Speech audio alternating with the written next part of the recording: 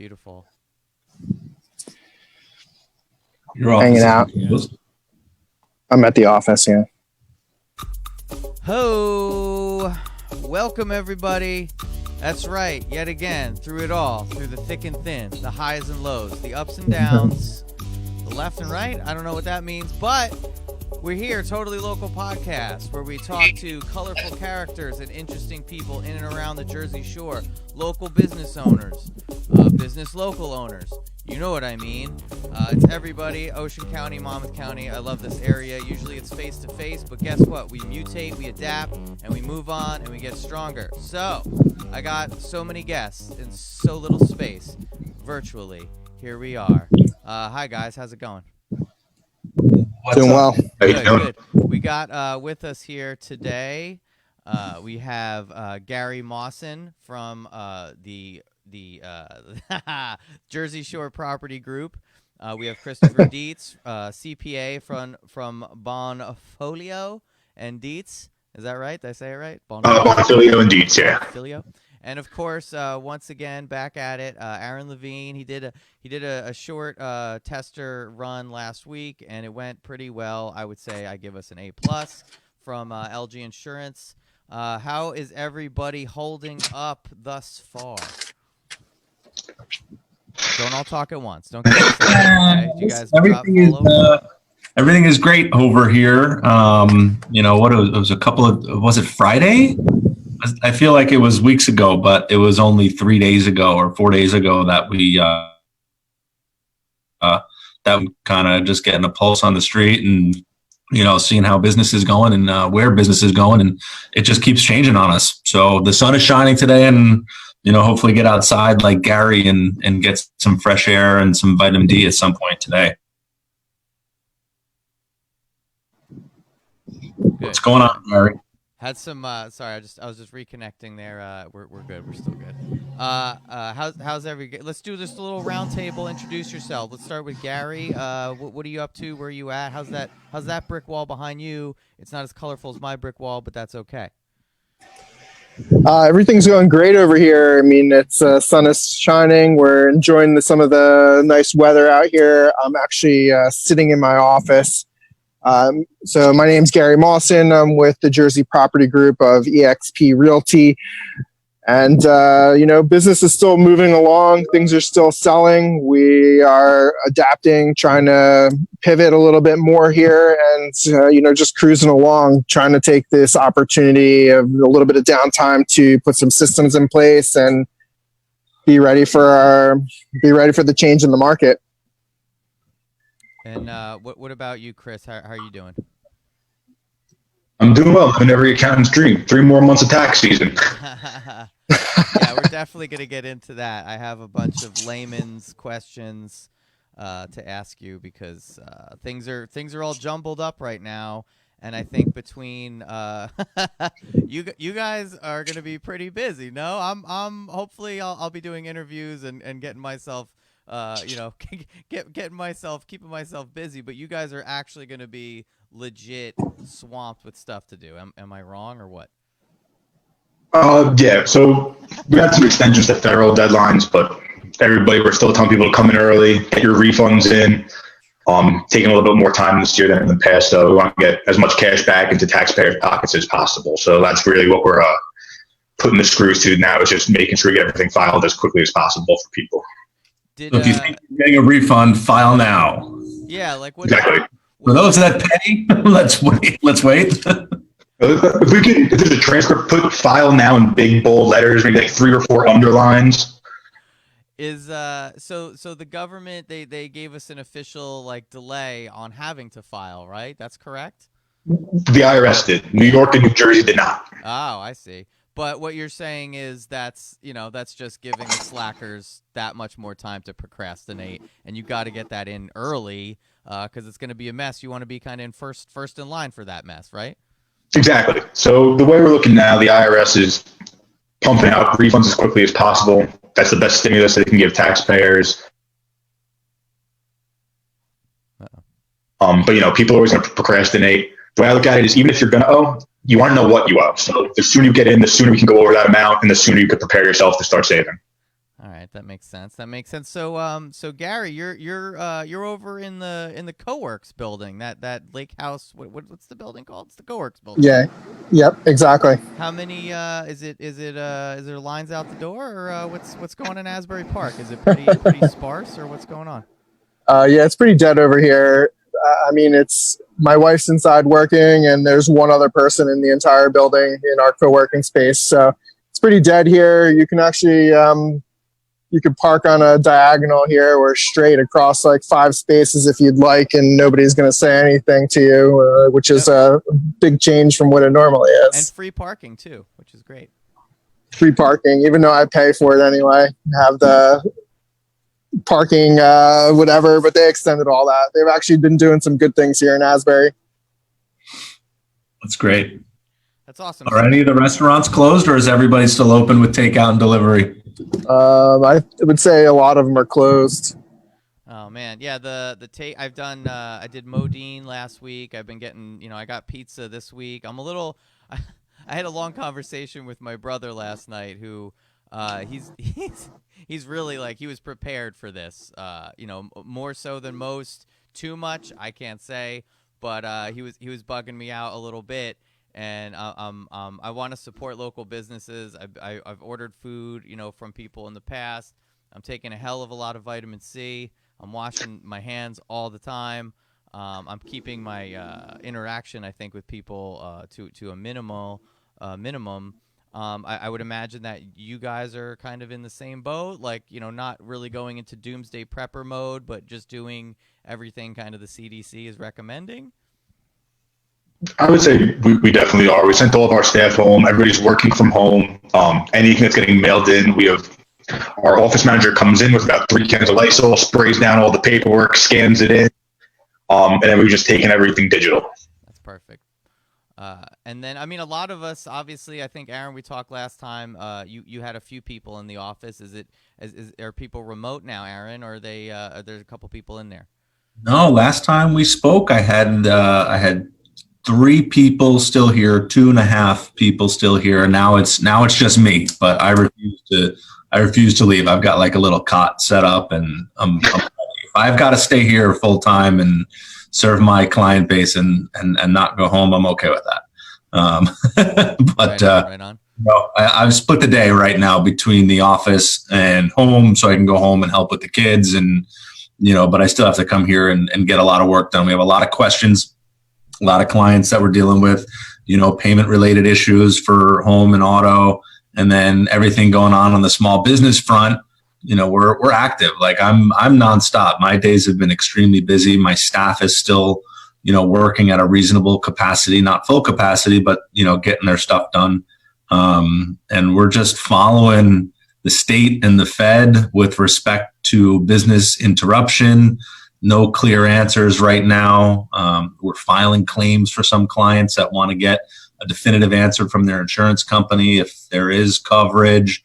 We're trying to figure out about payment delays and forbearance and forgiveness. And there's so many moving pieces to every industry right now.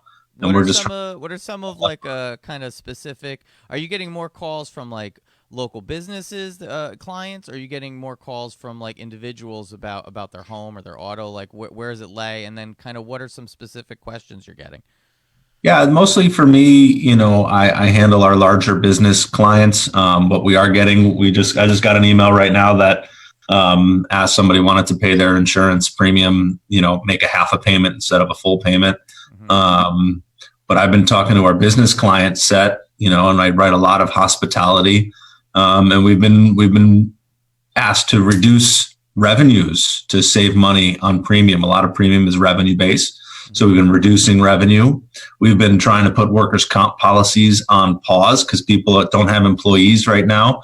Chris can talk to this as well with respect to the small business set, but there's no staff to pay. There's no payroll being paid. Which means there's no workers' comp. So we've been reducing that.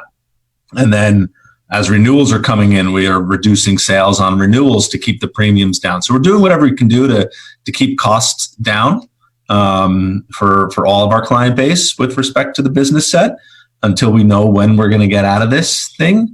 And And then we're also getting ready and we're filing claims for some people and we're holding off for others and waiting to see what the New Jersey State Legislature says with respect to a fund or putting the pressure on the insurance companies to pay business interruption, or the Fed creating a fund similar to the 9/11 terrorism fund that we have out there.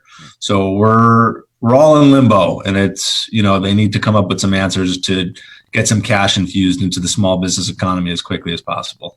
So, Gary, as far as last time we talked at Aaron's lovely soiree over in Pier Village. What was that, the Wine Loft, Aaron?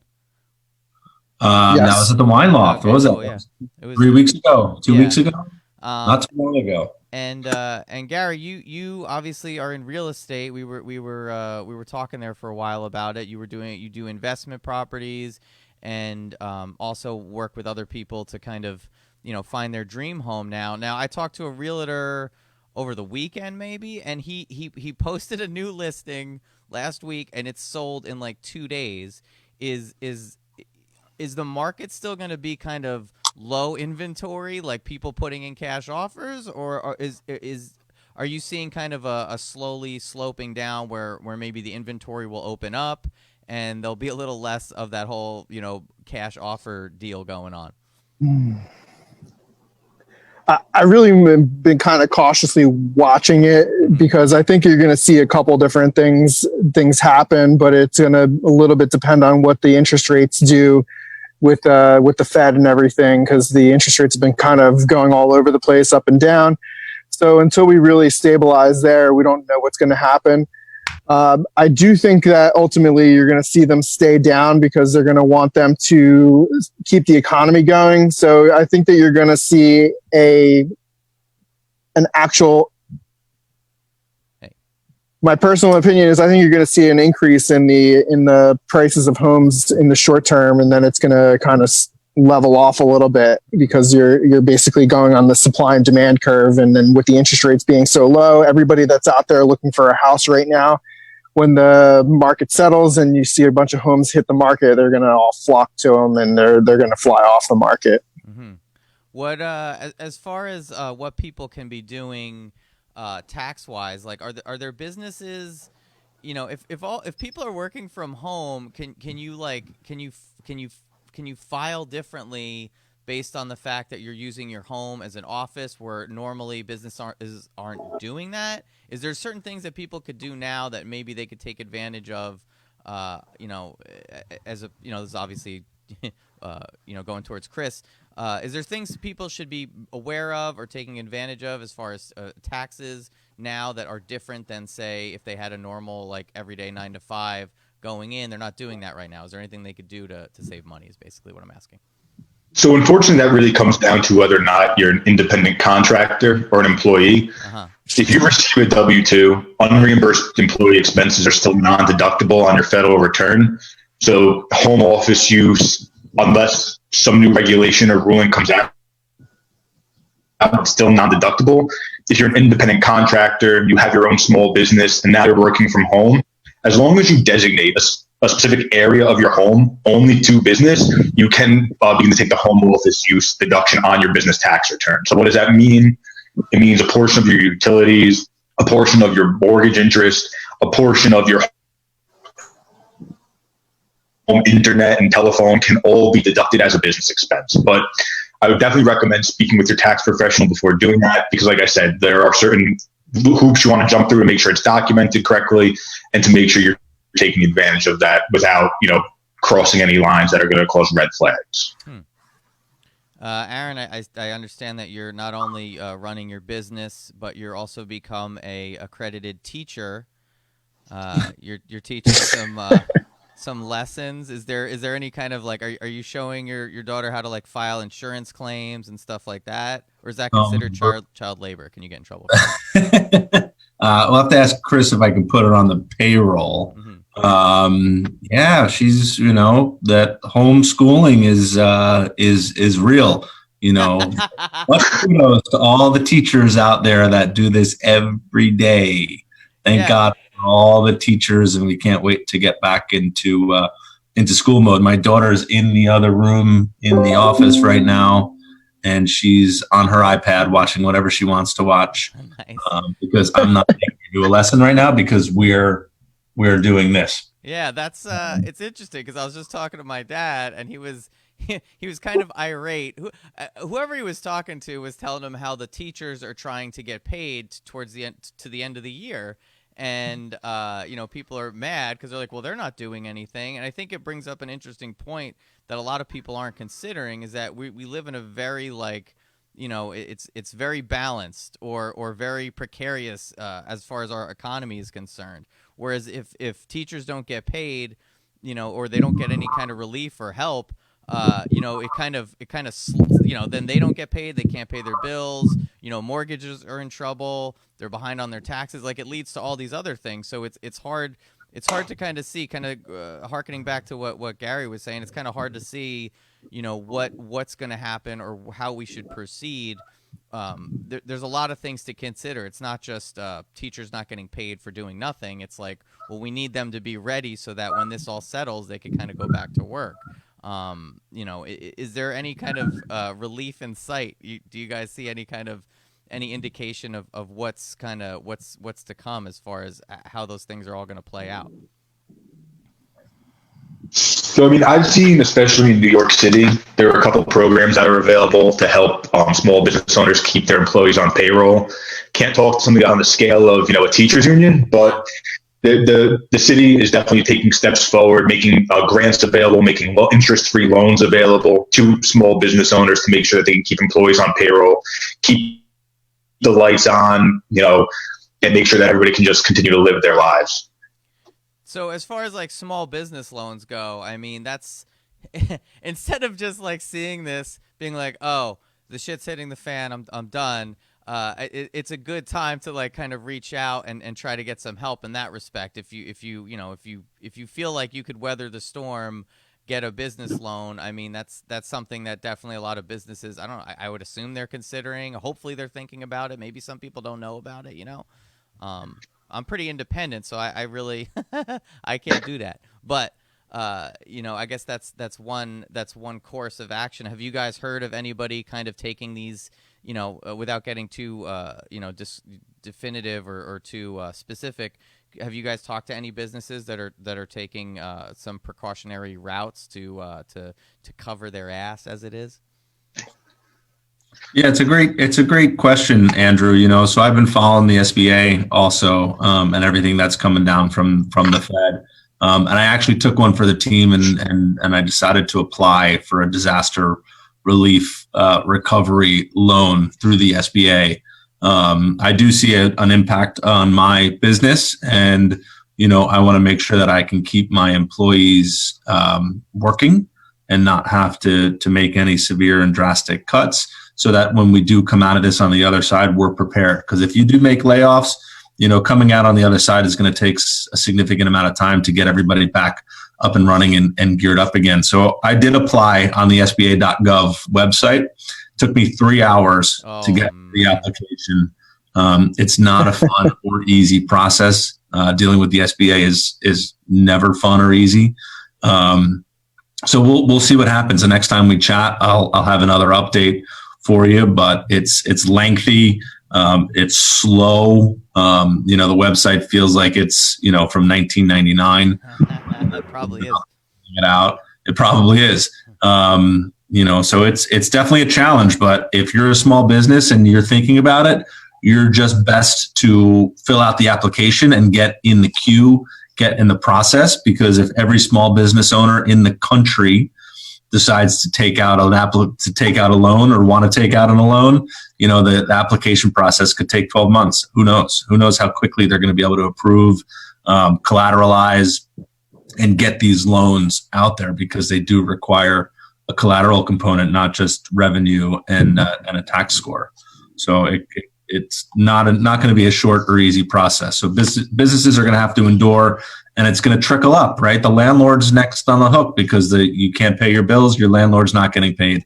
So then they can apply for disaster relief as well. So it's going all the way up, from the smallest small business to The biggest, obviously, which we know, which are all over the news about, different bailout funds for the larger, major companies that are in our country and the world.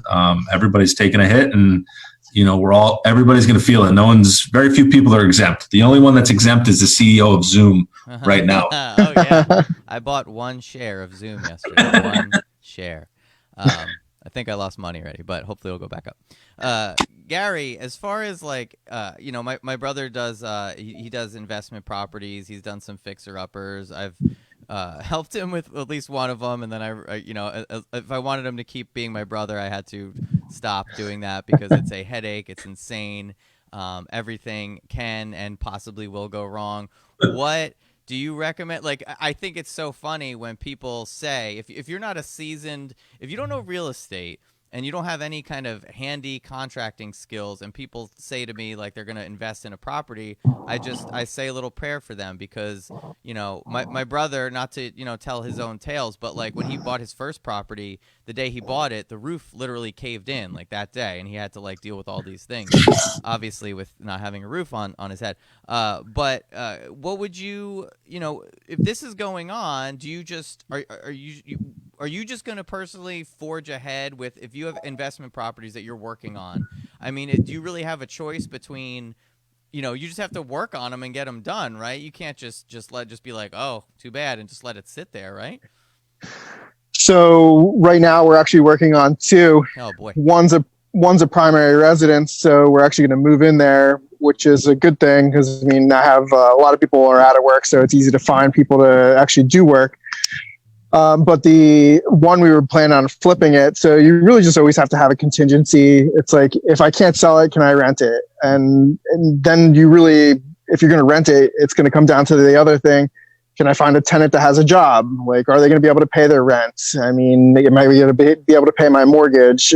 There's a lot of things that are going on right now. So yeah, it's tough to really answer that question with a there's a right or wrong answer, but it's definitely nothing's settled, and especially in real estate, nothing ever will be kind of black and white, in my opinion.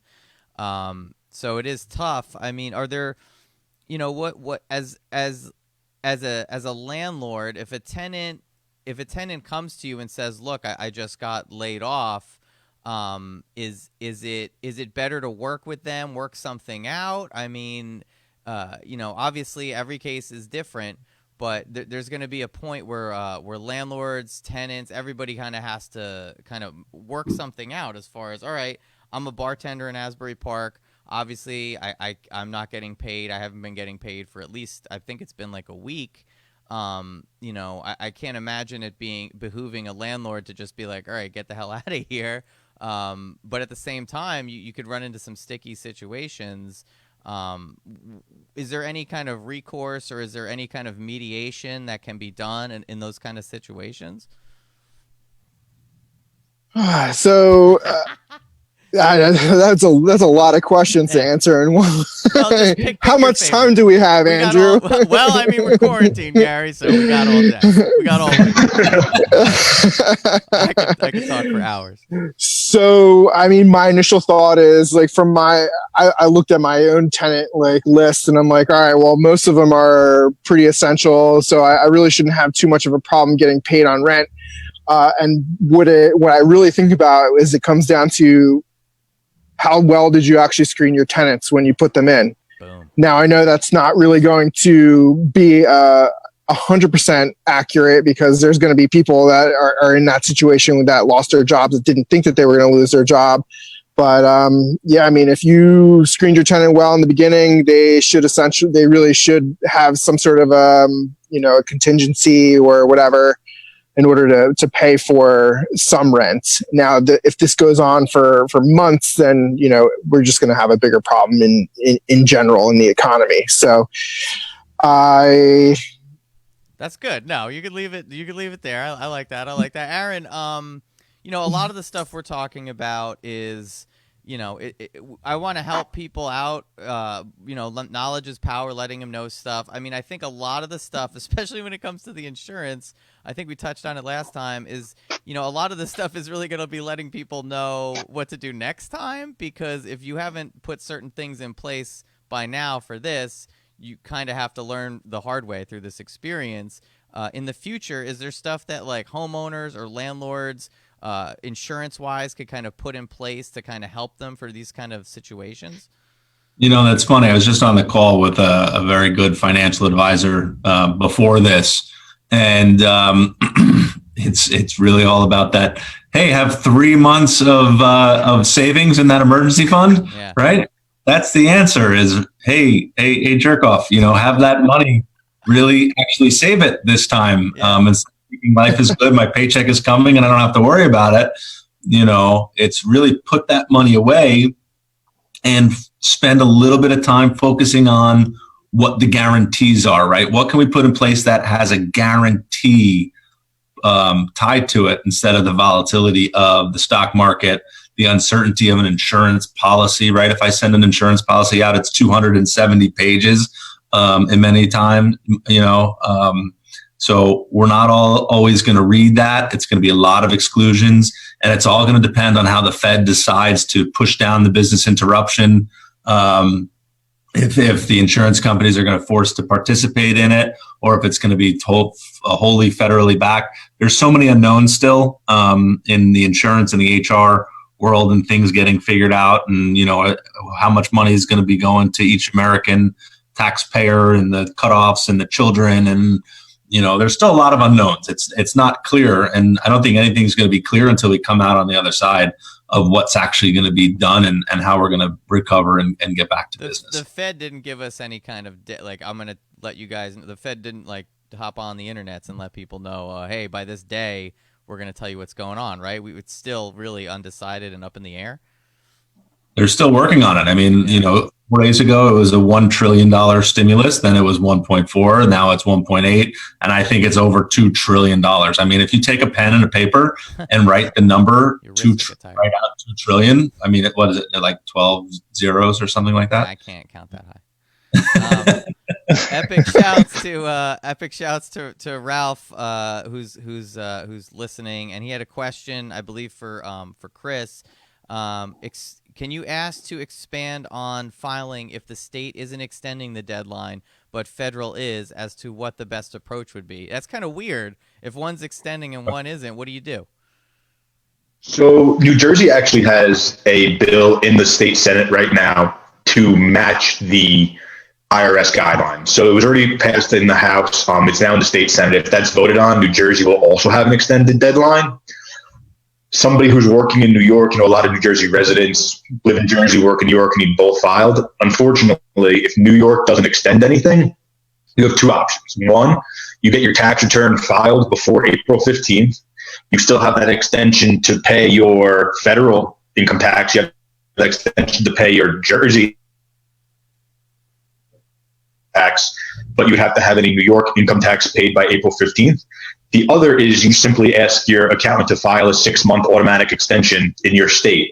Remember that by filing, there's the 6-month extension that's granted just by filing it. This year, the IRS in New Jersey are saying, we don't want you to have to file. We don't want your accountant to have to process a couple hundred extensions. We're just giving it to you. New York and New Jersey haven't authorized that yet. So you still can get an extension. It's just not necessarily guaranteed without filing anything. And I mean, much like what we were just talking about as far as the Fed, everything is still up in the air, so that could change at any second. It could change right now. We wouldn't know. Exactly. I mean, the Fed is pretty set. July 15th, they're giving you until then. New Jersey up in the air, depending on how the state Senate votes. New York State hasn't given any guidance, and it doesn't look like they're going to give any guidance anytime soon on extension of filing deadlines. Gary, I got the impression from you that I would call you a pretty chill dude when I talked to you a couple weeks ago. You still seem pretty chill. You're enjoying the sun. A pandemic is out, and you've still found the brighter side, literally, and I appreciate that. I have met a lot of real estate agents, and I could imagine that they're probably pretty, a little stressed out. 08 was rough. Obviously, Sandy was crazy. I think before '08, it might have been 92. I can't remember when the last time that the economy took a shit. But as far as all these agents out there, have you been like? I see some of them scramble and they're like doing virtual tours. I can't. Are you still staying? You're. I couldn't imagine. Are you doing virtual tours and all that stuff? Or are you just kind of seeing where the dust settles? Yeah, I'm doing a little bit of like video walkthroughs, but I mean, most of my listings are sold already, so it's we're not we're not sitting on a ton of inventory right now. Humble But brag, Gary, I love it. I don't have Sorry. to worry about that because it's all sold. Basically, go to Gary if you got a house to sell right now. He's got some skills basically. A lot that's going on out there. Do you have people that were looking and they've just kind of, are you still like sending people stuff? Because it seems like it might be a good time for like investors, or it might turn into a situation where the people that have a little saved, we're waiting for the right opportunity. This might be the right opportunity, or is this the opportunity that if you haven't done so, if you haven't bought your investment property, don't do so now. If you're still looking for your forever home, like this might not be the exact time. I guess that's two separate audiences. I throw a lot at you, Gary. I got to throw a lot at you, see what sticks. I know. You know what I mean? So from an investment standpoint, there's always going to be a good deal in every market. It's really just about really running the numbers and making sure that you're getting the right deal. I personally, I'm just being a little. Sorry about that. Okay. I'm being a little more cautious on what I'm actually buying and purchasing. I mean, obviously, the last week we haven't really done anything, and I would just be cautious in this market and really look at what you want to do, what's the goal, and go from there. In terms of is this the right time to get into the market? I mean, again, it's really just finding the right deal for what you're looking to achieve. Yeah. Okay. That sounds good. I mean, I guess we really gotta, obviously what we've all kind of come to is that we gotta wait and see. But to really kind of think right now, you have a plan A, a plan B, hopefully a plan C, and then that way when the opportunity strikes, it'll all be ready. When it comes to the taxes, it seems like you should really just stop procrastinating and get it ready. But if it is too crazy, you do have a little bit of a cushion. Final thoughts, Aaron. What should people be doing right now? Enjoying the sunshine, like Gary. I mean, we should within reason, without getting arrested for anything. Get out, get some sunshine, get some fresh air. Take care of what you have to take care of. Family first. And that's it. On the insurance side, if you have questions, needs, wants, obviously. Hear from my current clients, and we'll help anybody out, whether you're my client or not, because we've been really staying on top of it. I got a question for Chris. Chris, that's your tax season beard. Are you going to let that go till July? This is actually this is a trimmed down version of it. The tax season beard. I didn't want to embarrass Tom Hanks. He's back in the news. I was kind of showing his Castaway look. I knew I was going to be on the Zoom today, so I figured I would trim it down. Don't want but yeah, it's growing back. Maybe July. Maybe who knows if they keep extending it? I'll just grow it right into next tax season. Maybe do a little moonlighting as a Santa come Christmas. We'll see where it takes me. We'll see if your fiance is okay. Where are you, Tina? Gary, any final thoughts or words of wisdom for us souls out here? I mean, really just have fun, enjoy yourself. I really feel like, I've gotten to spend a lot of time with my son. I'm loving it. It's a lot of work. I really do, tip my hat off to the teachers. I don't know how they do it day in and day out.